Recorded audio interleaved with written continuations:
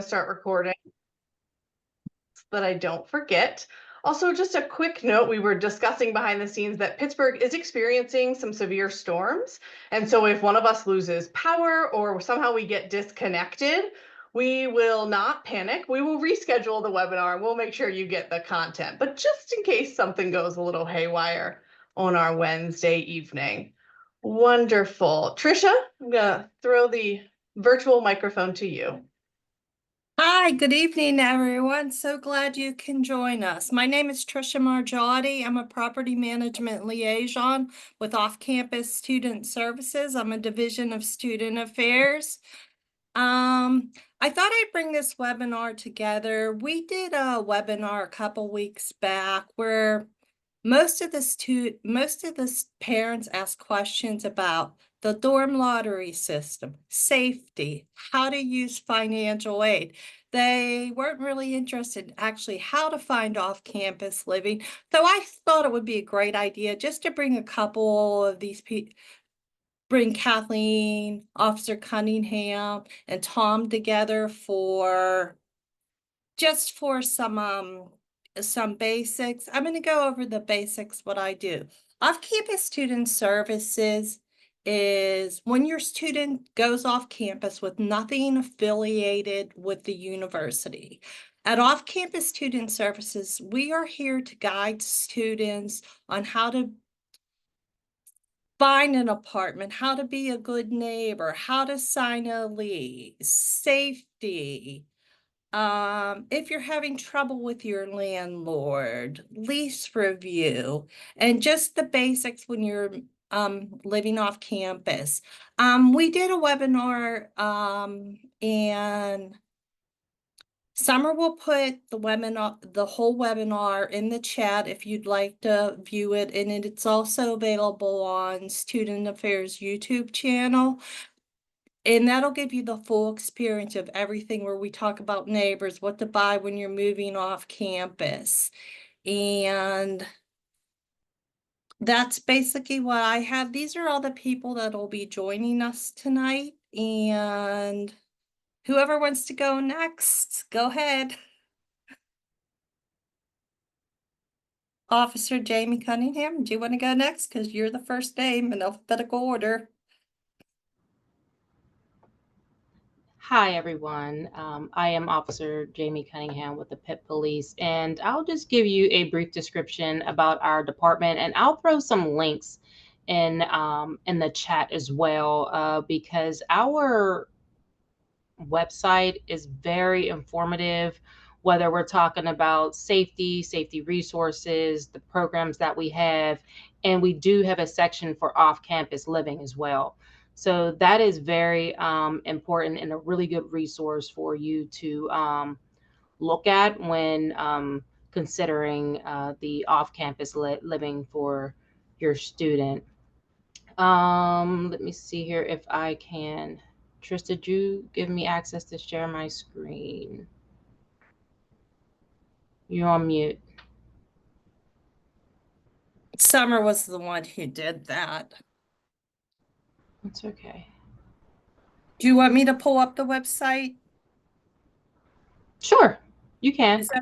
Is that safety.pitt.edu? Correct. Okay.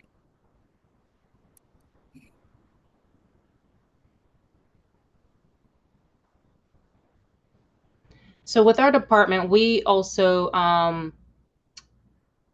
provide a lot of trainings. We have a self-defense class that I am one of the instructors for. We normally host about 2 to 3 classes a month during the semesters, and students can, that's on our website as well. Students can sign up and take the class. It's a 2-hour.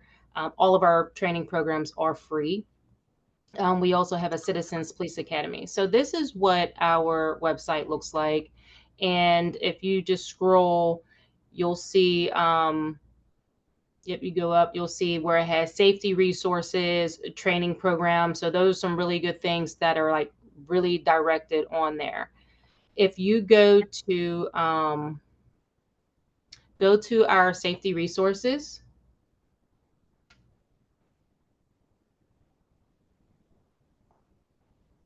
Is that on the bottom? Yes, it's the box right there. Explore safety resources. Right there, the box.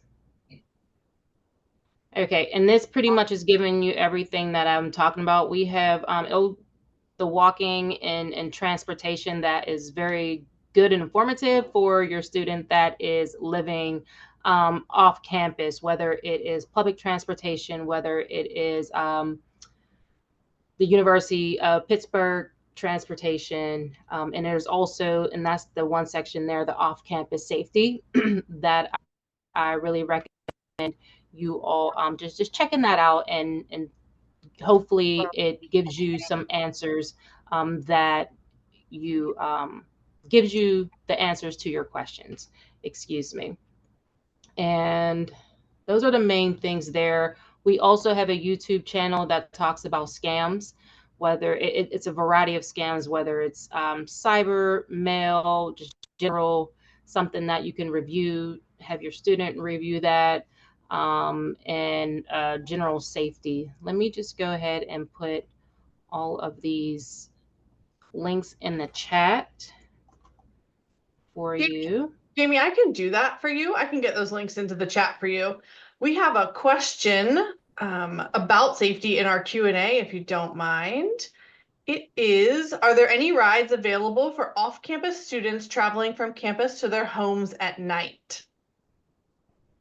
Ooh, so there is, if you go to the transportation, there's something called the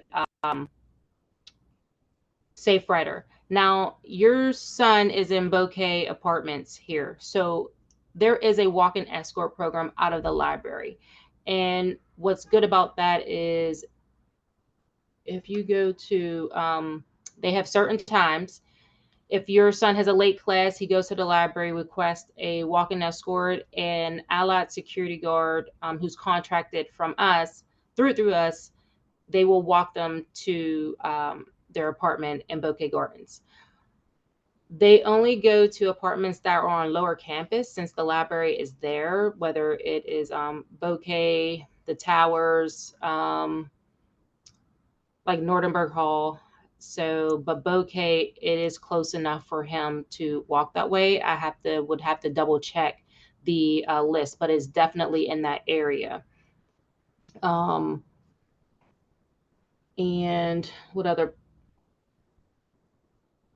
I'm trying to see here. Yes, the walking escort, the Safe Rider, they have like a limited amount of rides that they are allotted, whether it's per semester or per year. That's something that is on a website, and you can look on that as well. So does that, hopefully that answers your question for a walk-in escort program, Safe Rider. We also, please, the Rave Guardian app is extremely important as well. What that is it's like it's a safety app, and they can report suspicious activity. They can report anything in real time, and that goes directly to our communications room. Yes, we have our own dispatchers, so that definitely eliminates like response times.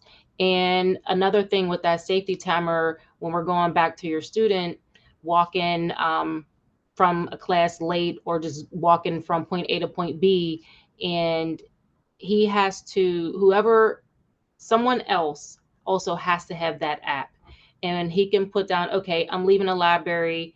It will take me this amount of time to get to point B, and it will actually show the location of that individual.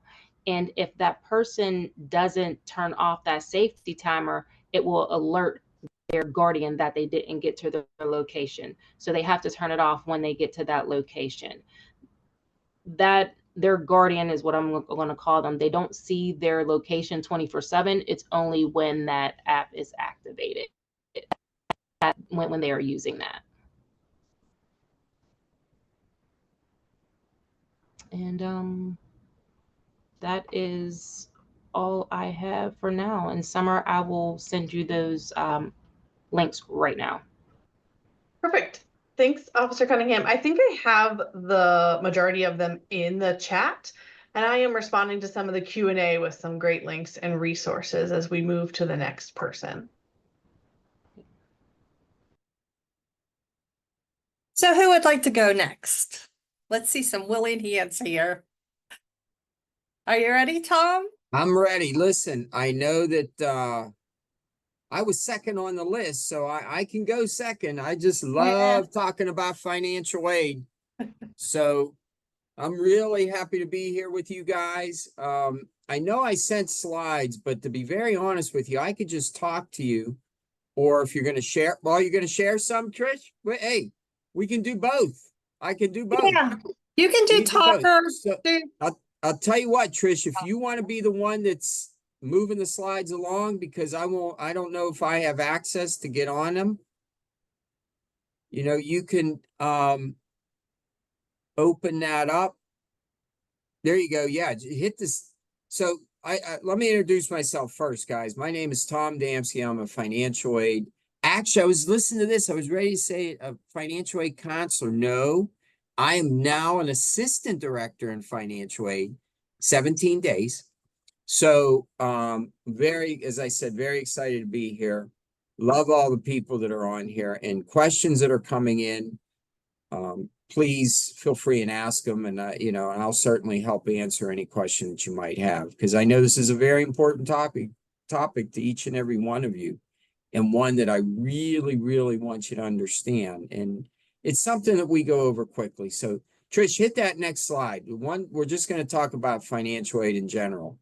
What is financial aid? Financial aid is funds to help pay, as we have the first line, post-secondary educational expenses. What's going to include those funds? Loans, grants, scholarships. Work study, some people think is part of it, and it is, but it won't pay towards tuition. If you can apply for any kind of outside scholarships, I certainly strongly suggest that. One, parents in their employment, they may have opportunities for students that are never even heard of or found. And it's a simple application. Do it. Ask your supervisor, ask your boss. Students, you have summer jobs. Well, my goodness, try to ask, see if there's opportunity that you can get. Sometimes a very simple application that you apply for could result in funding. So those are options that you can look in. Trish, hit that next slide, because the biggie is the FAFSA. For those of you that are listening to this, the FAFSA form is something that students can apply for every year. It's not a one and done. Always, always remember that. You can start in December. Typically, it's October. But this year also is piggyback on what's happening this past year. But you would start in December. You're going to create an FSA ID number.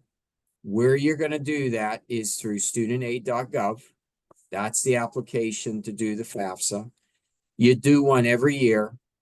If those that are listening in are Pennsylvania residents, May 1st, big deadline.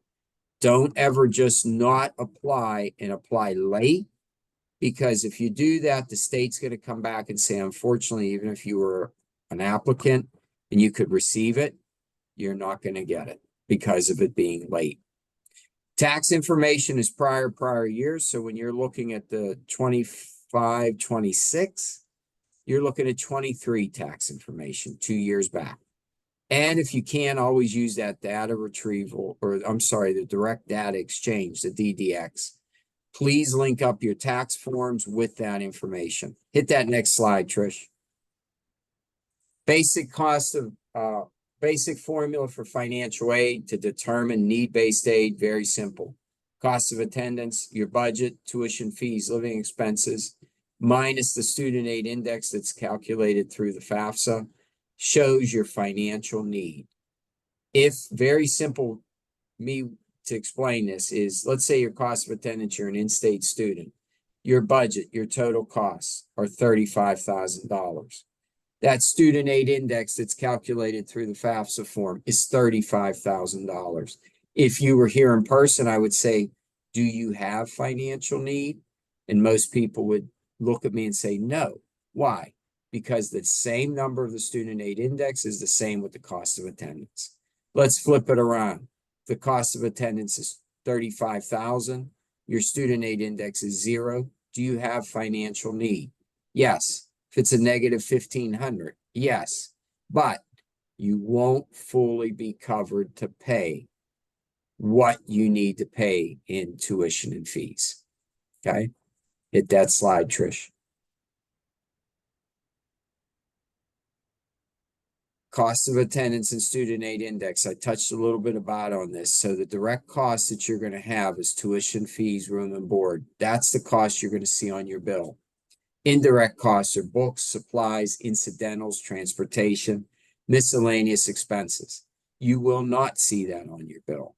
But if you are not living on campus and you're off campus, you still have a cost that's not reflected on the bill, but a cost that you're going to have to pay a landlord, an apartment, a townhouse, whatever it may be. That cost of attendance is built in the budget. Once tuition and fees are paid with the financial aid that you're offered, the rest, the refund, would be sent to you to use to pay that living component. Okay? It's a concept that a lot of people don't understand, because how are you getting that refund? You may be doing an additional loan to help cover that cost that you have to pay for expenses. Hit it, Trish.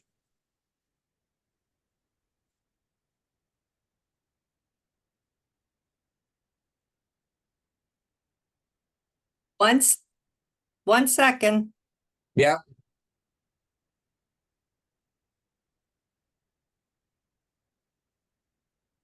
Because the next one's going to be with grants. So in case, for those of you that are Pennsylvania, and Trish, I don't know this, you may know, are there some out-of-state students that are here joining this call? Yes? I'm Okay. sure there are. All right. So that means for those ones that are up here for, if that is freezing there, that's okay. The types of grants that students can certainly apply for, if you're Pennsylvania, here it comes. You're going to look at the state grant, FIA grant.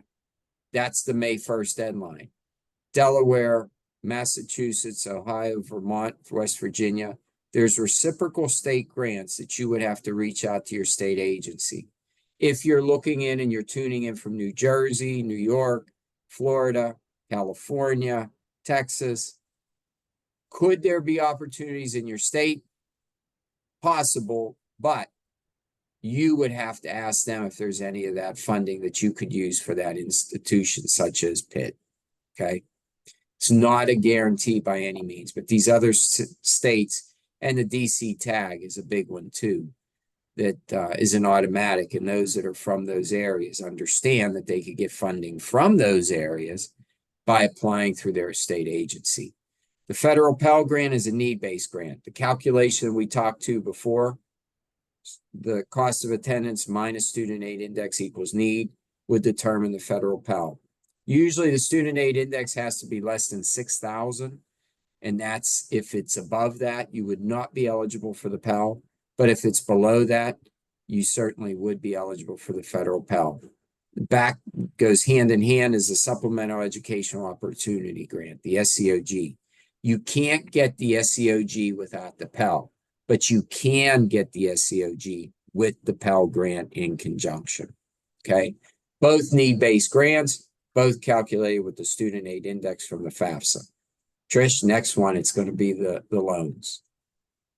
Federal direct loans, students can certainly apply with the FAFSA form, and there's two types, subsidized and unsubsidized. And what we're going to do is hit the next slide, Trish, because we're going to the amounts. I'll talk a little bit about the previous slide and this slide. Those total amounts that students can receive is for an academic year, fall and spring, $5,500 total. Typically 5,500 subsidized, 3,500, I'm sorry, excuse me, subsidized, 2,000 unsubsidized, total amount of $5,500.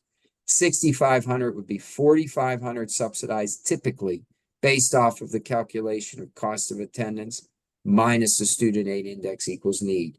If there's need, a subsidized loan is need-based. Remember that. If you're only eligible for an unsubsidized loan, you can get those amounts for the academic year. But why are you getting unsubsidized? The cost of attendance, 35,000. The student aid index is 35,000. There's no need. You can get that full amount of the loan, but it's unsubsidized. What I mean by unsubsidized, interest is going to accrue on that loan while you're in school. Subsidized, the interest is being paid by the federal government while you are in school. Once you graduate, 6 months after you graduate to the day, you will get a lovely letter from the Department of Education thanking you, congratulating you, but saying, here comes your payments. Okay. And the interest is now being added. The total amount you can get for the third and fourth year, bless you for whoever that was, is $7,500.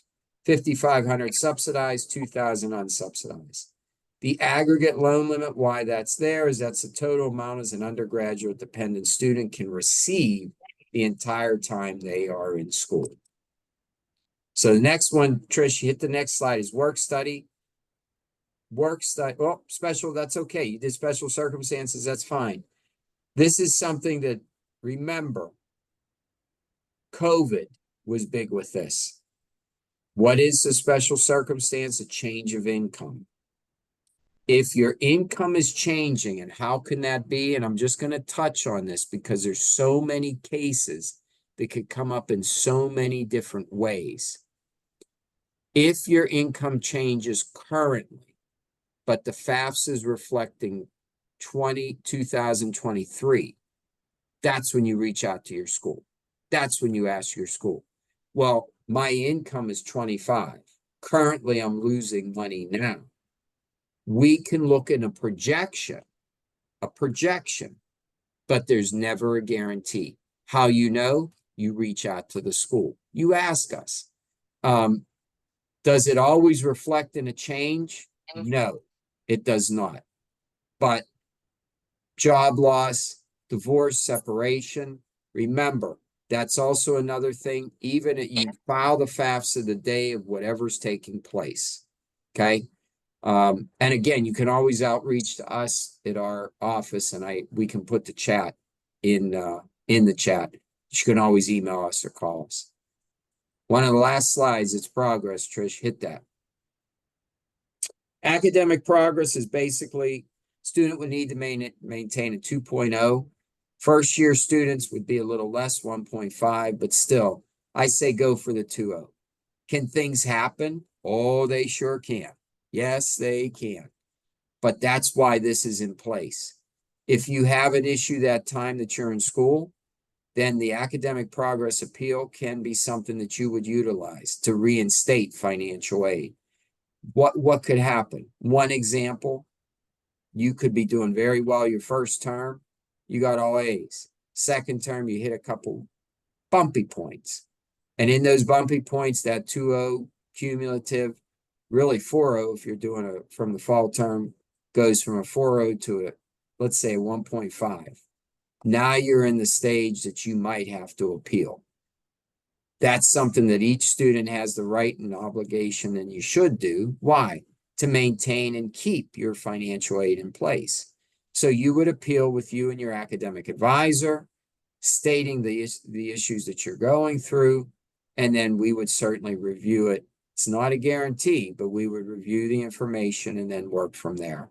The other thing that could happen is that if you don't complete 67% of the credits you attempted, one thing I always say to keep this in your mind, if you're attempting 100 credits and you're a continuing student, how many would you need if you were in person? You would look at me and say 67. So last slide, this is the best one. I love it more than anything in life. Questions. Now, I don't know if we have any in the chat. Yes, Summer? we do. Yes. I Tom, could I'm here. imagine, Summer. This is one that comes up like crazy. Yeah, Hit me we with a have. couple. I'm ready. Okay, we have lots in them and we will get to them. I've marked just a couple that we could sort of rapid Yep. fire answer. And most You bet. common is off-campus housing covered by FAFSA. Yes. And remember, I touched in that with the cost of attendance. So for whoever sent that in your budget, tuition fees, living expenses is in that number. If you are off campus and tuition and fees are paid through financial aid and you have an additional loan, that loan would be what? Refunded to you. Half fall, half spring that you could use for off-campus living expenses. Yes. Awesome. Our next question, oh, it's actually from my friend Colleen. It says, at what point are parent resources not considered for FAFSA? Oh, Colleen, that's a great question, kid, but this is going to be a horrible answer. That kid has to be independent. How are they independent? The most common one, two things come up. Graduate, 24. If you're 24 years old. If you're married, if you have dependents, then yes, you're also an independent. But up until those points, and as you file the FAFSA, there's questions of independence. Student still needs to supply parent information on that FAFSA. All right. Thanks, Tom. Our next one, we don't have to create a new FSA ID each year, do we? Correct. No, one is good. I still got mine from like 50,000 years. Still works. Excellent. Keep the questions coming and we'll move to Kathleen and I will keep marking these as answer live or I'll type you your answers, but I promise we will get through a lot of them, but put them in the Q&A so we've got them ready. You bet. Thank you. Thanks, everybody. Trisha, if you can pull up my presentation, that would be great. My name is Kathleen Kyle. I am the Director of Housing in Panther Central. I'm going to explain what that means. Housing for us is on-campus undergraduate housing, so residence halls, apartment style housing, which is again under the housing contract, considered on-campus housing. Some buildings that maybe if you're a student you've heard of or your student might have told you about would be buildings like Ruskin, Bouquet Gardens. Those are considered on-campus housing. I also oversee our university-owned leased apartments. We'll touch on that a little bit in my slides as well. And those are apartments that are 12-month leases, function very much like an outside lease with a landlord, but the landlord is the university. And so we have those. And then lastly, I oversee Panther Central, which is our ID center, as well as our customer service hub for all things auxiliary services. So I prepared a couple of slides, and a couple of things that I will say is I'm going to touch on-campus housing in a couple of slides here. I don't know if any of you attended. We had about almost 380 parents and students attend a webinar yesterday at 4 p.m. That was only focused on choosing and selecting upper class housing that'll be starting in January. That webinar is in the process of being edited and put in a nice little bow and will be posted to the Panther Central website hopefully by Friday. So if you can give that a search as well if you wanted to really focus in on that. Trisha, go ahead to go to the next slide. Like I said, I'm going to spend a couple of minutes talking through some on-campus. I saw a few of the questions. I will try to touch on them as well. But here are some important dates and deadlines. If your student currently lives in a residence hall as a first-year student or a second-year student, they are guaranteed housing. You are guaranteed housing as long as you complete your application on time, and that includes paying your deposit on time as well. You get a 3-year guarantee, and so you have to maintain that guarantee back to back. I think I saw a question if somebody said, hey, if my student moves off campus, in their sophomore or junior year, can they come back on? They cannot come back on as a guaranteed student. So it needs to be consecutive.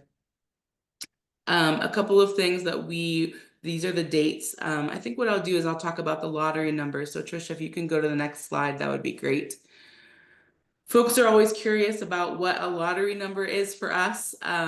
It is not worth $400 million like the current Mega Millions is, but what it can do is get you a room on campus. So it is a randomly generated number, and you see that between 1 and 7,700. What we do is that's how many eligible guaranteed students we have between first, second, and third year students. So everybody gets a lottery number. So that's really important for folks to remember. The number one question we end up getting is I'm going to be a sophomore and I have number 4,642. Is that a good lottery number?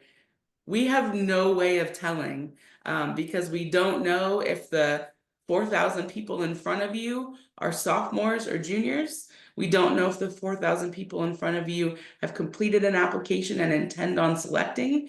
We don't know if they've retained their housing. So you can't get your lottery number and think, oh, this is an awful lottery number. I'm not even going to try. I firmly recommend that if all students that are interested in living on campus, that they go through our process, okay?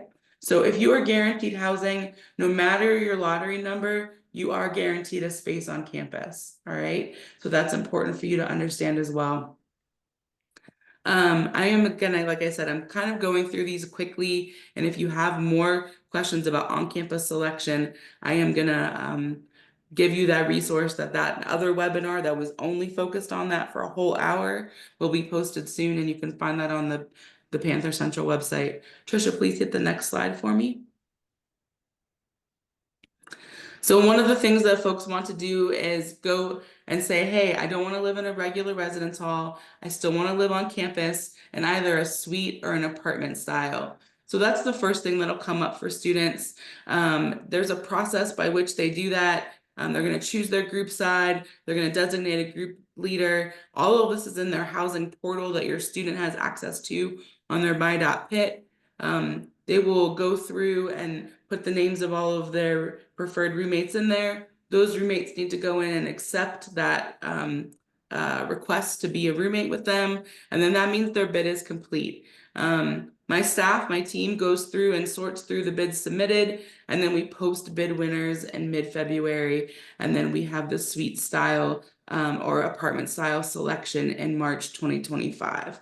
So that is our first step in the selection process that students are able to go through. And again, it is fairly competitive. Folks will say, you know, well, how many my student really wants to live in a 3-bedroom apartment. How many of those do you have? Again, if you go on the Panther Central website, you will be able to search that. We have a selection central page. I think that I gave that the link later in my presentation, and hopefully Summer could post it into the comments as well. But you will be able to know all of the 3-bedroom apartments that we have, right? Or the 3-bedroom suites. And you'll be able to see how those are allocated. Are they 3 single bedrooms, or are they a double with a single and a living room and a kitchen, right? So you'll be able to see all the types of housing that we have on campus. Trisha, please head to the next one. General room selection. So after we have suite and apartment style, then we go to general room selection, which is all guaranteed upper class students who are interested in selecting a general room on campus, or if you didn't win a suite bid. And so those are all of our doubles on campus. We also find that a lot of our students, maybe if they had a 4-person apartment suite bid that they didn't get, they might go on and select in one of our upper class halls like Panther Hall, a double room connected by a bathroom to another double room with their 4 friends, right? That might be something that they choose to do. And so we go through, and again, we go in order. Upper class students, rising juniors go first, then rising sophomores go after that. And we get all of that done through March. I did see a question about room retention. I didn't put in an individual slide up, but room retention can happen if you have a first-year student who's in a first-year building, they cannot retain that room, right? Because those are beds for next year's incoming first-year students. But if you have a current sophomore who wants to retain their room or their apartment for next year, It just has to be the majority of the occupants. And so if they want to retain that room, they can bring somebody in, but the majority of the occupants. So if it's a double, only the student, and then they can pull in another person. Or if it's a 4-person, then 2 people would need to retain, so on and so forth. And those retention forms, when they go into their housing portal, there's basically a button that says, I want to retain my room. They fill out a few questions and they hit that submission there for room retention. And then they'll be notified before any of the other selection begins if they've been able to retain their room or not. All right, next slide. All right, so here's what I wanted to let you guys know. These are upcoming in January. These are tabling events and panels that are coming up in January that we will have for students. That will answer some questions for folks. So it's really important if folks want to, there'll be more information coming with Pitt and your students' Pitt email about where these things will take place. If there's a link, if it's virtual or if it's in person, where those will be as well. So again, we will continue to do more opportunities for students. We've already done some building tours earlier this month. So we will continue to educate students there. Again, Selection Central on the Panther Central website is the best. That's all I'm going to say about on campus, knowing that this is supposed to be focused on off campus, but as Trisha said in her last webinar, there were still a lot of questions about on campus. Excuse me. I'm going to talk a little bit about university-owned leased apartments. Trisha, if you could hit the next slide. So again, as I said earlier, university-owned leased apartments are not full in the part of the guaranteed process. I did see a question that said, my student would like to live in residences on Bigelow next year. That is a university-owned leased apartment. It's a 12-month lease. Your student would be giving up their guarantee to go and pursue that lease. Right now, if you go on the website that I gave a screenshot to, but again, I'll have links on my next slide. There's a prospect list. And so if your student is interested, or again, maybe your student's a current junior, they don't have a guarantee next year, they would like the university to be their landlord, they can go on and say, hey, I'm interested. Again, on that same Selection Central website in Panther Central, you can say leased apartments and it will lay out all of the leased apartments for you. We have a variety of different types of leased apartments, distances from campus. Again, they are all 12-month leases. And I will just connect back to what Tom said about financial aid. Again, how you pay a leased apartment is like you would be paying a landlord, right? So we still at this point you pay us like you would a landlord. So you would do that financial aid. Your financial aid wouldn't internally at Pitt directly pay your housing bill the way it does if your student lives in a residence hall, but you would get that refund of your excess loan money or grant money, and then you would be able to pay back your monthly leases, if that makes sense. So we don't have a ton of these leased apartments. And I will say in general, we have about 400 apartments, and typically every year, about 60% of them are renewed. So we only have about 40% available each year. And so it is pretty competitive, and we do maintain some of those for our graduate students that are especially in the DARA building, that is only for our medical, dental, pharmacy students. Okay, so we do have a very limited number, but if you are interested, please go ahead and take a look at those. Pull up the next slide. And this is where I've got some links that we will, again, this is being recorded, so don't feel like you're trying to write them down or type them out, and we'll try to maybe pop some of them in chat as well. But a couple of things, again, Housing Services website, deadlines and upcoming events I put in there. That's that Selection Central that I've talked about. Panther Central is available 24/7 for phone calls. When you chat Panther Central, when you go on the website and it says chat with us, you get a live person. It's not a bot or a recording or anything like that. It's a live person. So if you're interested in chatting, please you choose that function. Or if you fill out an information on the website. We will get back to you via email as well. Honors LLC, they have their own website if your student's currently in the Honors College or would like to be in the Honors College, so we have got that link for you. Other living learning communities, so if your student is currently in engineering as a first-year student and wants to be in engineering as an upper class student, there are options there as well. And then again, the link for university-owned leased apartments. I will pause and see what questions are out there from Summer. Yes, Kathleen, we've got lots of questions I know. in the Q&A. And for my other colleagues on the call, if you want to scroll through the Q&A and type any answers that are specifically related to your area, just in case we don't have the next 16 minutes to get through them all. Kathleen, we've got 2 questions, right? They were the first ones to come in, so want to get to them. Okay. They're sort of similar. My rising senior wants to try for residence at Bigelow. If she applies for it, what are her chances of getting it? And then second question, I know you can do 2 at a time, is my junior son is in Bouquet Apartments for his 2nd year. If he can't find off-campus apartment for next year, will he have the option of keeping his Bouquet apartment? So chances All for right. residence at Bigelow, keeping Bouquet. Yep. The first one I think I already touched on in terms of, if you are interested in a lease with us, you would go on to our website, complete the information on that prospect list, and we go in order of receiving that, right? And so our leasing coordinators would reach out to folks as apartments became available to either show them apartments or execute a lease if we have something available in Bigelow. When it comes to rising senior living who's been in Bouquet for 2 years, that student is no longer guaranteed. So if they need to find housing off campus, we do not have many beds available. We do have a non-guaranteed student process. I'll be very transparent with you. We have housed about 150 non-guaranteed students this past year, and it happens very late. So we typically don't get to open up non-guaranteed students until end of May. And that ends up being a lot of transfer students because our current students have already found housing. And again, that's just after we've gone through all of our guaranteed process and we have our first year students set in stone. That is when we're able to open up non-guaranteed student housing.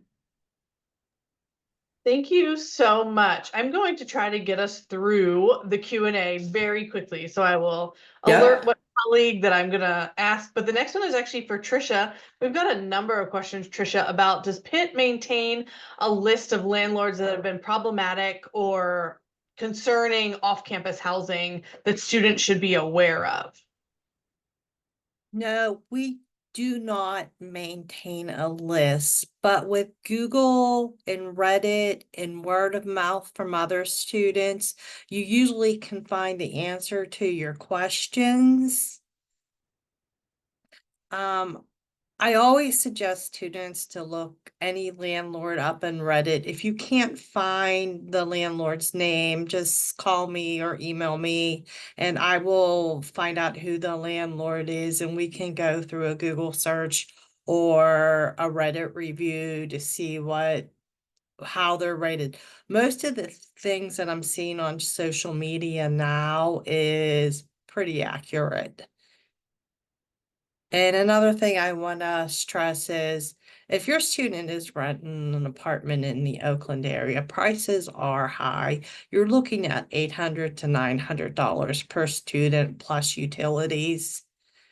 And you just have to do your homework and do the research on the internet to find out who your landlord is. Currently, we're trying to work with something on the student government board to do a rating system. We can't do it ourselves, but with Google, Reddit, and every other website that's out there right now, you pretty much can find an answer to any of your questions. Thank you so much. Kathleen, 2 questions for you. I like to group your questions. I'm not sure why. The first one is when lottery numbers are provided, where will the student find their lottery number? And then second, if 3 people submit a bid for a suite with 3 different lottery numbers, which one of the 3 lottery numbers is used? The best one is used. The best one with the highest ranking student. So if you have one rising junior and two rising sophomores, right? Even though that lottery number of the sophomore might be better, you're still going to want to choose the junior number because they get to go first. So we definitely use the highest ranking student, and the number that correlates with that. What was the other question? I'm usually good at this. I'm so sorry. That's okay. Where will they find their lottery number? Oh, yeah, you're gonna, all of our students are gonna get an email in January, directing them to their housing portal that they've hopefully logged into if they've checked, any of the thing around their housing, in their first year, if they checked their room assignment, if they've checked their meal plan, it's all in there on their my.pit, and their number will be in there. If a student, I think Kathleen, this is still for you. If a student is living off campus, can they still purchase a meal plan? Yes, they can.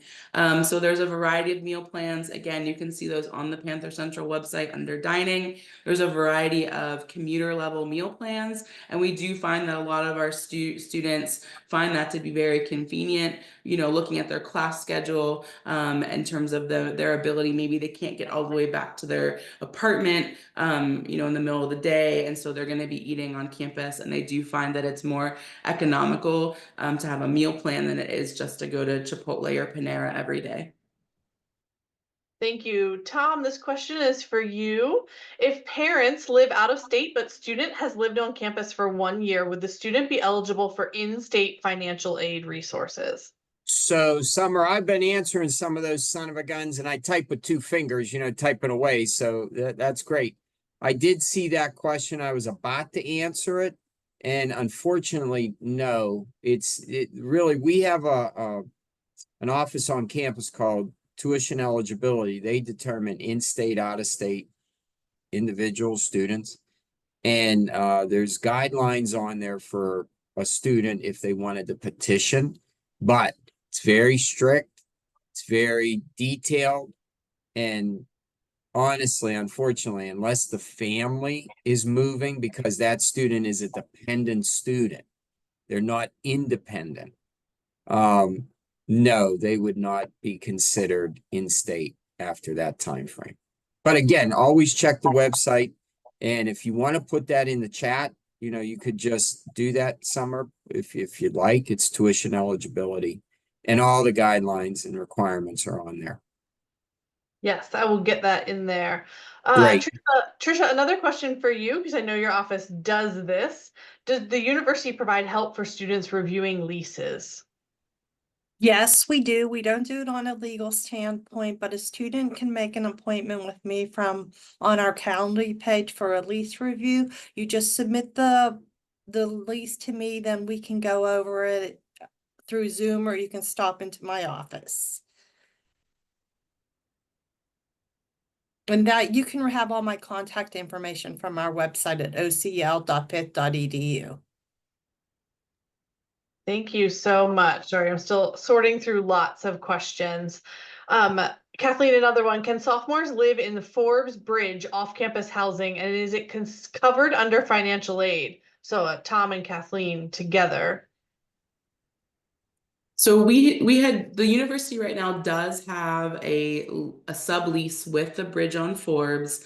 And so we have a very small number of apartments that you can select through room selection. So they would go on, they would complete that apartment and suite bid, right? And when it came time to choose if Bridge on Forbes was available, they would be able to choose that. Bridge on Forbes is a 3-term housing contract building. So that means that you need to live with us all 3 terms, which means fall of 25, fall of 25, spring of 26, and summer of 26. Okay, so that is unique. We have 2 spaces on campus that are like that, Bridge on Forbes and the Strand.